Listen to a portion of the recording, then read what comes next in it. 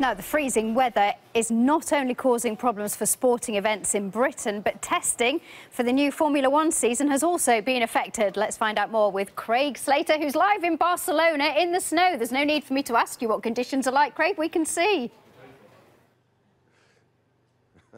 Yeah, I know what happened to sunny Spain. It's disappeared. To be fair, this was always forecast to happen. We were meant to get underway 22 minutes ago. As you can see, the light is still red there.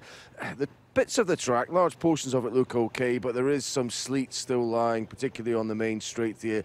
And more importantly than that, the medical helicopter can't fly, so there's no way we can get underway. And we don't expect to get underway for at least another couple of hours. Ted Kravitz is here. It's a rare thing, isn't it? Formula One's usually a summer sport. I've never seen conditions like this myself. But are some people saying I told you so this morning, because there was a move to swap Friday for Wednesday potentially, and it didn't happen? There was. This was forecast, like all of us in Europe. We're seeing these kind of snowy conditions, and they knew it was coming, but teams cannot agree to do anything if you asked all 10 teams to agree. Bernie Ecclestone always joked that when he held a team meeting with all 10 teams or 11 teams in Formula One, they couldn't even agree on what day it was when they actually turned up in the meeting room, never mind what kind of biscuits to have on the table. So they were never going to get full agreement to actually postpone the test by one day or extend it and make this day effectively a write-off. But a write-off is what it is for the teams, and it's an expensive write-off as well. They're all here. All the teams are here. They've got everyone's being paid for. You know, we're here. They're hiring the track. So the teams are effectively burning money today by just sitting here. False economy, isn't it? False economy. I mean, they didn't want to go to Bahrain because it's too expensive. Now they're here, the cheaper option, but doing nothing.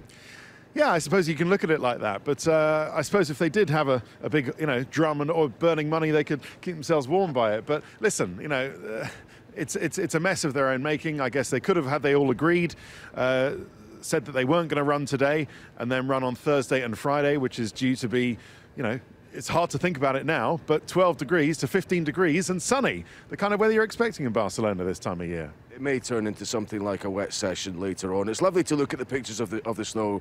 Great to see it. The track does look spectacular. It'd be nice for someone to get their car out and have it pictured against the snowy backdrop, the snow lying on the trees and all that sort of thing. But let's just, while we've got this pause in the action, just have a little reflection on what we've seen thus far. A couple of interesting things. Lewis Hamilton hasn't driven as much as he wanted because Mercedes didn't want to waste the good running time yesterday and kept Bottas in the car. Now he's missing some time today, potentially. McLaren into this much vaunted new era under Renault with the least mileage. That must hurt a little bit.